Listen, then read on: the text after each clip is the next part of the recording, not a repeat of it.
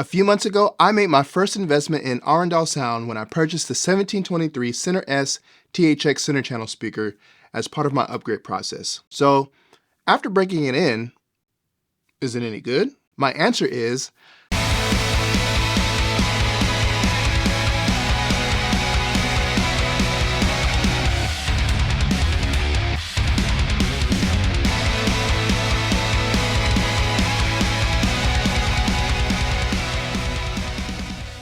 So I've watched a ton of content since I've had the 1723 Center S speaker. From gaming to YouTube, to streaming services like Disney Plus and Apple TV Plus, to Blu-ray and 4K Ultra HD Blu-rays with Dolby Atmos and DTS:X object-based audio. I've used it with an Oppo UDP-203, an Xbox Series X, a Zapiti Neo, an Nvidia Shield, a Zadoux Z9X, and a Kaleidoscape.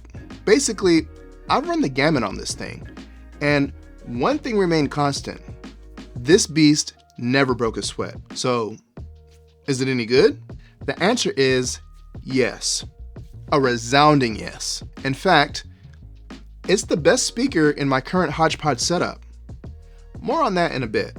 Before I go on gushing about how amazing this speaker is, let's briefly run through the specs and then we'll see how the 1723 Center S measured in my theater using Anthem Arc Genesis room correction software.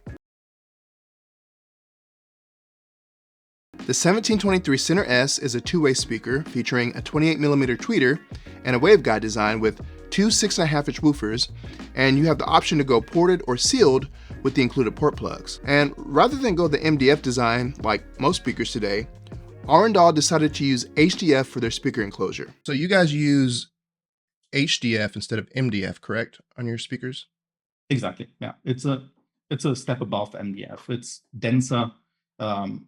It has better sound properties. So yeah, no compromises on this. Even in the smaller versions, and even in the 961, we will always be sticking to HDF when it comes to this. Yeah, awesome. Definitely. It's like we said, it's over deliver on quality. You don't want to sell the speaker. The speaker speaks for itself. You know, if you get the speaker home, you unpack it. You know, okay, I get some really nice quality stuff. The 1723 Center S has a sensitivity of 88 decibels and has a recommended amplifier rating of up to 300 watts RMS with a 4 ohm impedance. So make sure your receiver or pre-pro is 4 ohm rated and you have enough amplifier power to feed this power-hungry beast. Using the 723 Center S in my current setup showcases just how amazing a speaker it is, while also simultaneously exposing how inferior all my other speakers are in comparison. As I mentioned earlier, I'm currently in the very slow process, but in the process nonetheless, of upgrading all my speakers to Arendal speakers for a complete timbre match system. While my current hodgepodge system consisting of mainly Polks, a pair of Klipsch speakers, and finally the crown jewel, the Arendal 1723 Center S, is not ideal, we all have to start somewhere, right? I never really knew what it meant when people said that a speaker had a neutral sound until I got the 1723 Center S and incorporated it in my hodgepodge system. And the 1723 S is a very neutral speaker and it can handle a lot of power. You can turn your system up really loud and the 1723 Center S will not distort.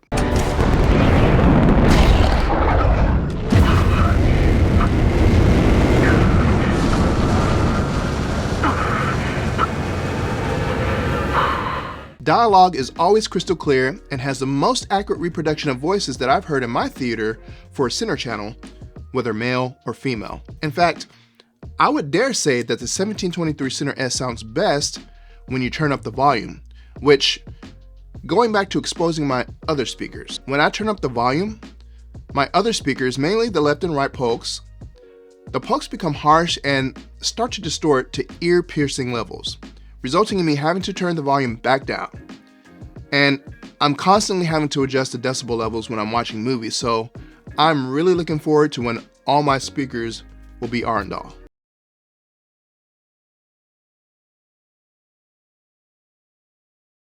Now, if we take a look at our Anthem Arc Genesis report, the black line is our target curve, The red line is how the speaker measured before room correction, and the green line is the frequency response after Arc Genesis made its corrections.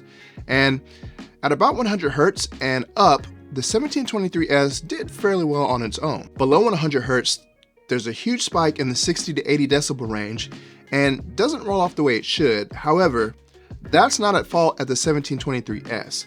That's the speaker interacting with my room acoustics that I'll need to address at some point in the future with some room treatment. But after Arc Genesis made its corrections, the 1723S is pretty much dead on where it should be from 100 Hz to 20 kHz. And now there's a smooth roll off from about 80 to 90 Hz down to about 25 Hz. I love, love, love the 1723 Center S for a bunch of reasons. But one thing I really love that actually has nothing to do with the sound is its price point. Arendal speakers are some of the most affordable speakers when you consider how overbuilt they are. Overbuilt being a good thing. You always want an overbuilt speaker as opposed to a company cutting costs and using cheaper products while trying to make a profit. And when it comes to being overbuilt, the 1723S is no exception. When I interviewed Arendal and asked them why they put so much effort into making a quality speaker from beginning to end, this is what they said. It's all about the customer, and you want to start right. That's why the customer support is such a big thing with our company. You know, you want to make it right from the beginning. That's basically it, yeah. So not only do you get a company who designs and builds their speakers with the customer in mind first, you also get an exceptionally well-built speaker that performs exceptionally well. And you get a company who stands behind their customers with excellent customer service and an insane warranty policy. On the 1723 series, we have a 10-year warranty on the main speakers, and on the subwoofers, we have a 5-year warranty on the electronics and 10-year warranty on like the woofer and cabinet. And on the 1961 series, it's 5-year warranty all around. Thank you, Arendal, for doing it right. So that's my review of the 1723 Center S THX speaker from Arendal. Again, I cannot wait to upgrade the rest of my system to Arendal. So I've let you know what I think about the Arendal 1723 Center S THX speaker. Now it's your turn in Career of the Week. Which Arendal speakers are you using in your setup? What gear are you using with it? And what has your experience been? Let's get a discussion going in the comments. If you enjoyed this video, then please hit the like and subscribe button. My next achievement is 2,000 subscribers, and I'd really appreciate it if you help me get there. Thank you guys for watching the channel. Thank you for supporting. Thank you for subscribing. Everyone that has supported the channel so far, the channel's growing, and I greatly appreciate it.